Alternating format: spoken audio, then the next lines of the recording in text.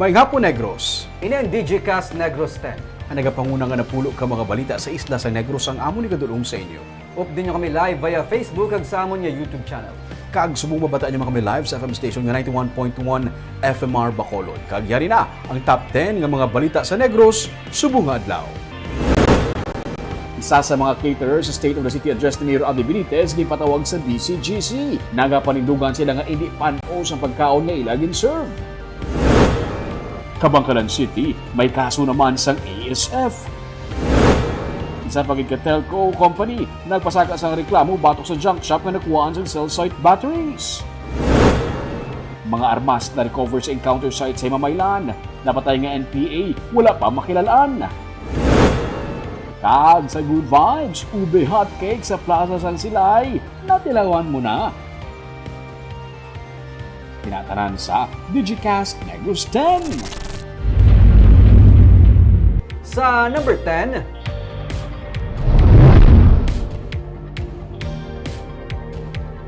napulo kanay katapos ang rebelde nga grupo ang nagtapos ang ilang TESDA training sa syudad sang gihulngan sa Negros Oriental. Nakatapos sa ila 15 ka adlaw nga training para sa hilot o kun wellness massage NC2 ang napulo tanan ka mga anay katapos ang New People's Army. Ini pinaagi sa bulig sang Gihulngan City Task Force to End Local Communist Armed Conflict kaupod ang Technical Education and Skills Development o TESDA kag 62nd Infantry Battalion.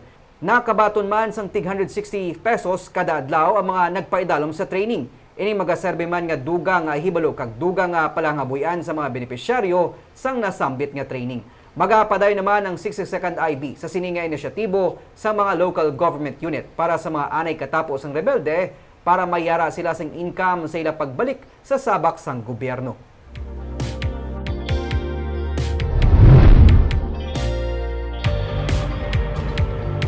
Sa number 9, final approval na lang sa karon ang ginahulat nga iya sang konseho para ma-release na ang pondo para sa mga nahalitan sang ASF sa Bacolod City. Sa session sa konseho sa Miyerkules, ginapaabot ni Councilor Thady Saison ang final approval sa Council agud matigayon na pag-release ng 11 million pesos nga indemnification fund para sa mga hog raisers nga nahalitan sa African swine fever.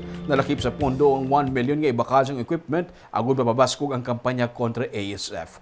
10 million pesos naman ang kabilugan nga ayuda nga ihatag sa syudad sa mga nahalitan nga mga hog raisers. May 4 ka mga ASF cases sa syudad. Ginapadayon man o kung gani nagapadayon man ang nga gina-validate sa katapos ang ASF Task Force ang listahan sa mga apektado nga hog raisers nga magagikan sa kabaranggayan. Kutob lang sa mga baboy nga may suspected ASF case nga na-report sa barangay kag City Veterinary Office antes pa man napatay ang sarang matagaan sang ayuda sang syudad.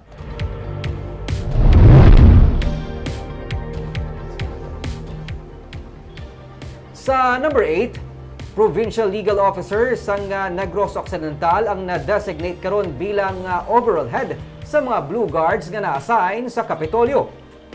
Sa memorandum order, naging papanawag ni Provincial Administrator Frando Diaz na kasaad nga ang mga security agency nga nakakontrata sa probinsya ang direkta na nga maga-report kay Attorney Alberto Nelias Jr. nga amo ang overall head.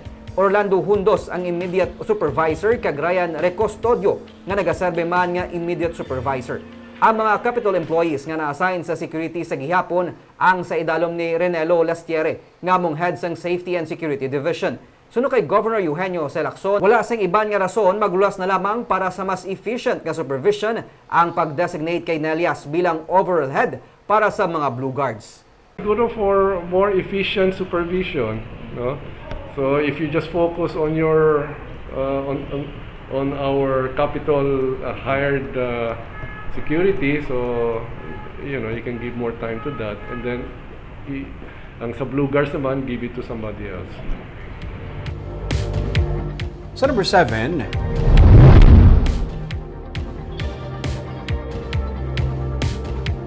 top 1 drug personality sa La Carlota City nakuhaan sa masobra 50,000 pesos nga balor sa suspected shabu.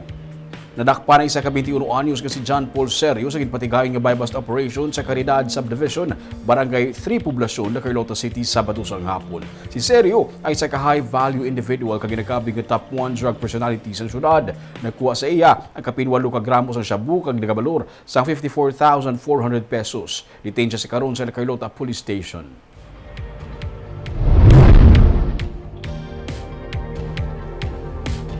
Sa number 6, mga armas kag granada na-recover sa nagluntad nga enkwentro sa tunga sa militar kag rebelde sa Barangay Carabalan, syudad sa Himamaylan. Na-recover sa kapulisan sang Negros Occidental Police Provincial Mobile Force Company ang mga armas kag granada sa sitio Saksak, Barangay Carabalan, syudad sa Himamaylan, kasunod man sang encounter nga nagluntad sa tunga sang katapos ang Philippine Army kag New People's Army sang Sabado nga adlaw. Na-recover sa mga kapulisan ang homemade shotgun, hand grenade, mga medical kit kag mga personal nga mga pagkabutang. Ang mga nasambit nga mga recoveries ang ginpahayag, ginbilin sang NPA sang nagpalagyo.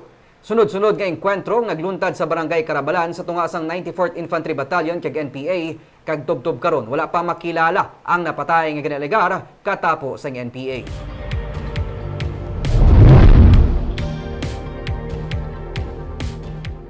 Sa number 5, PLDT Smart nagpasaka naman sa separado nga kaso batok sa tag-iya sang junk shop nga nakuhaan sa kinuwatan nga mga cell site batteries.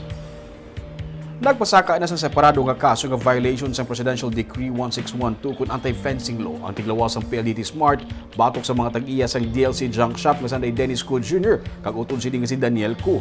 Gipasakaan man sang amo nga kaso ang manager sang junk shop nga si Rameli Abaring kag empleyado nga si Rodi Marwaneza. Ang kaso ginpasaka sa Biyernes nga adlaw kag si Nicomedes Huezan, head sang Visayas Asset Protection sang PLDT Smart ang nagtindog bilang tagreklamo. Sang Hulyo 4 nagpasaka man sa kapareho nga kaso batok sa nasambit ka mga persona ang tiglawas sang Globe Telecom. Sa nagdigag nga semana sang naaresto sa mga pulis ang 3 ka mga persona nga magadulong kuntani sa mga kinuwatan nga cell site batteries sa among junk shop. Naabtan man sa mga batteries sa sulod mismo sang junk shop. Ginabuluban ta nga yara sa masobra 15 milyones pesos tanan ang balor sa mga na-recover nga mga kinuwatan nga cell site batteries.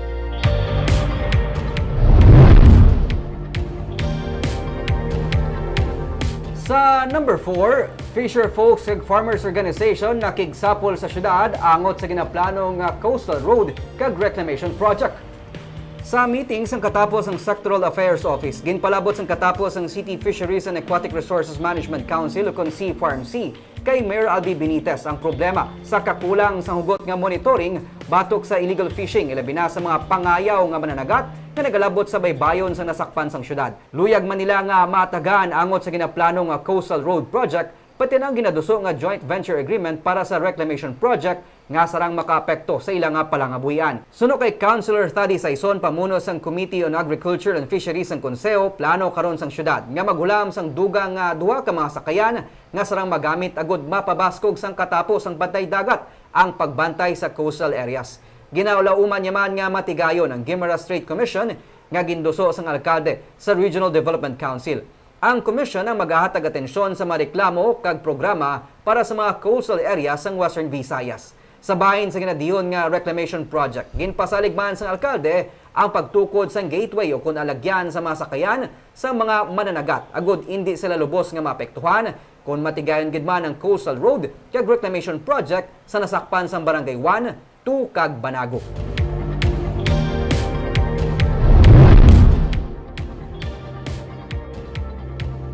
Sa number 3, padayon sa karon na pagpangusisa sa Commission on Human Rights sa natabo nga Himamaylan Massacre. Isa sa mga kabudlayan sa ilang ginatubang sa karon, amo nga wala sa gihapon mahatag sa PNP ginakinahanglan nila nga mga dugang nga dokumento. Sa nagligad lang nga semana, nagpadulong sa Buena Vista sa Himamaylan City ang CHR team sa pagpanguna ni Vincent Para, ang head ng CHR Negros Occidental. Wala sila sa gihapon tigayon ni kasugilanon sa kay Emily Fausto, ang anak sa mag-asawa nga Rolly kag Emilda Fausto nga ginpatay sa nagligad nga bulan. Magluwas kay Emily, ginatingmuan man sa CHR nga malapot ang duha pangid ka mga bata nila nga babayi nga yara man sa legal nga pangidaron kag isa pagid ka 18 anyos nga bata nga lalaki. Sunod sa kay Para, may nahatag naman gid ang PNP nga mga report o galing ang bahin sa dokumento nga makabulig sa pagkilala sa sospek o kung mga sospek ang wala pa. Nahangpamnan niya nga kay wala pa man tigayon nga na-file ang kaso pero kung tani, importante ini sa ilang nga investigasyon. Sa tiun nga ma-file na ang kaso, mag-request na lamang si Para sa Department of Justice sang kopya sang amo nga report. May compliance man sa part nila nga pero hindi complete. Tinahatag lang sila sa spot report pero ang other documents nga makabulig at be-establish kung sino ng perpetrators, wala sila yakatag sa amon. Dala na sa amon request tani. Ako niya nga pagkuhan sila kay Timyara naman sila sang sang documents kay may mga witnesses, may press con pagani sila. Kung sa ako ng interpretation, do refusal man sa part nila nga maghandin sang documents other than sa basic nga spot report. Sa number 2,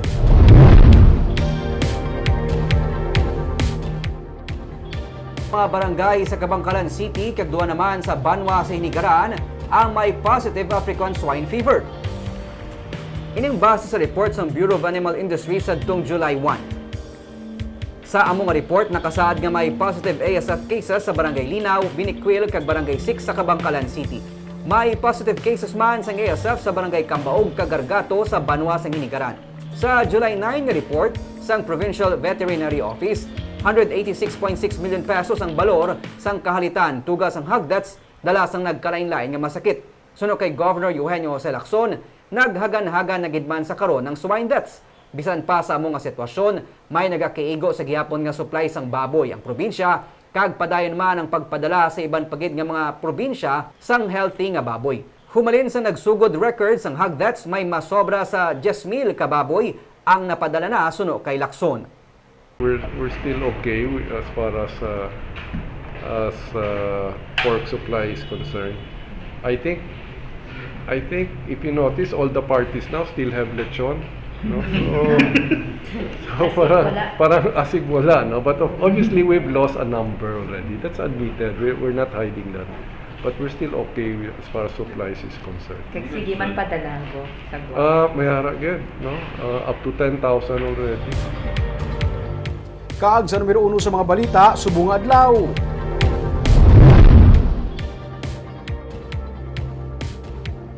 Isa sa mga caterer sa State of the City address ni Mayor Abel Benitez ang ginpatawag sa Bacolod City Government Center para mausisa. Hindi kasunod sa reklamo nga may gin-serve sa ila nga panos nga pagkaon. Nagapanindugan naman ang caterer nga hindi panos ang gin-serve nila nga pagkaon. Ma-report si Nico Delfin. Hindi panos kag hindi pasarang pagkaon na ginserbe sang Food Belly to Go sa mga bisita nga nagtambong sa State of the City address ni Mayor Albi Benitez sang tinilikdan nga Miyerkules ang gabi. Ining pahayag ni Attorney Cesar Biloria Jr., abogado ni Chef Darwin Castañeda nga tag-iya sang catering service. Suno sa iya, nangin maayo ang feedback sa ila taliwas sa mga nagwa nga mga istorya sa social media nga panos ang naserbe nga lengwa, salad, kag iban pa nga mga pagkaon sa soka. In fact, kung party sa salad, no, party sa salad, ti normal na iya nga ang sa pinakadalom nga bottom na sa servings. Siyempre ang mga vegetables na may gamay na siya nga mapudpud sa dalom. Pero wala may nagreklamo, no, nga panos na. Kaging clarify man nila tong macaroni nila to, ano tong daw pasta nila nga it was Spanish style, no, nga pasta. Balo kanana diya ang iban nga mga do spaghetti, pasta, tamis. Handa ang caterer nga magbaton sang reklamo ilabi na sa katapos ng media nga nakatilaw sang ginalegar panos nga pagkaon. Po, kung nga napasar ang pagkaon? Actually, gambal man siya. May mga siyempre may mga possibility na factors ang. Pero according sa iya, pag-abot to nila, pag-set up nila to, kay siya ginagluto, actually especially sang lengwa. Pag-abot tigto man na plaster nila, mga 4 to 5 o'clock, bago pag ginaluto, gindulong, kay lapit malang mo ang area mo, hindi magidlayo, kay Villamonte malang sila mo. So in GC ground malang. Si Mayor Albi Benitez ang nagpatawag sa conference sa caterer agod magpathag sa natabo. Suno kay Secretary to the Mayor Attorney Carol Joseph Chu, bisan siya ang nakatilaw sang pagkaon. Siya mismo ang mag-aatubang sa caterer sa natala nga conference buwas. To be fair with them, tandaan ta negosyo man ang ilang mo. Hindi man ta gusto nga ma-prejudice man sila mo. So nga to is we want to have a fair resolution on the matter. Ikaw kuno nakatilaw ng attorney. Muto pag-interview mo sa ako. Alangan mambal kasi yung hindi matulog. May pilaman kakatapos ang media nga nagpahayag nga naglain ng tiyan matapos nga manyapon sa soka sang alkalde. Wala pa nabayaran sang syudad ang caterer. Naglabot sa 780,000 pesos ang balayran sa ila sang syudad. Nico Delfin para sa DigiCast Negros.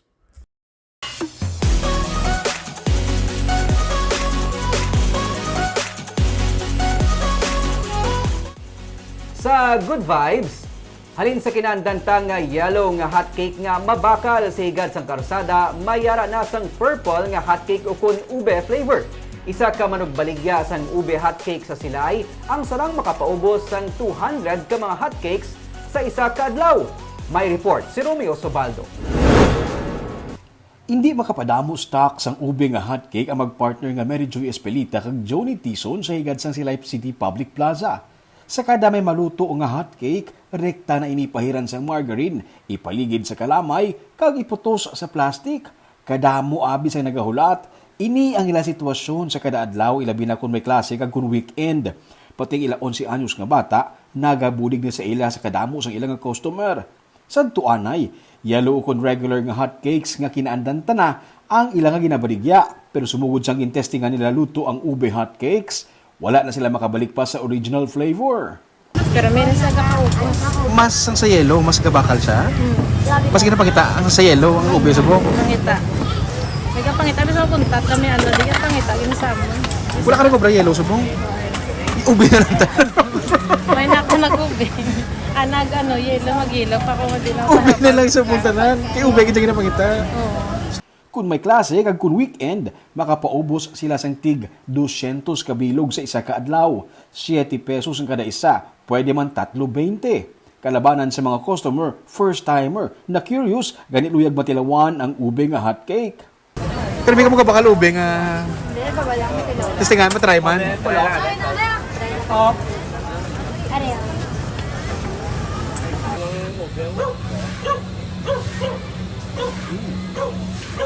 Ube gay?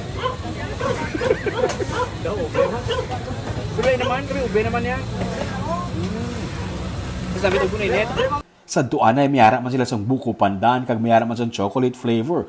Pero hindi maarapalan ang kadamuon sa nag-order sang ube, gani nag-focus na lang sila sa ube. Masami, sa higad sa plaza lang sila sang Silay nagapwesto. Pero kung may pista, nagakadto man sila sa ibang nga mga banwa kang syudad. Sa gindala nila ang ube hotcake sa Sagay City, nakibot sila nga. Nakapaubo sila sang isa ka sako nga harina sa isa ka adlaw o kung 2,000 ka mga hotcakes. Ano pinakadamon nyo? Ay, pag ulang na nila nakita. Man mo. Alisaga. Oo. Alisaga sa mga belot. Ano? Lablas blue. Sana naman. Sobrang isa kalibo nga pa. Lamon. Dawa pa. Ano na lang kami po? Lunes tubtub Domingo, nagapwesto sila sa kilid sa plaza sa Silay. Hadinas 9 ang aga tubtub las 10 ang gabi.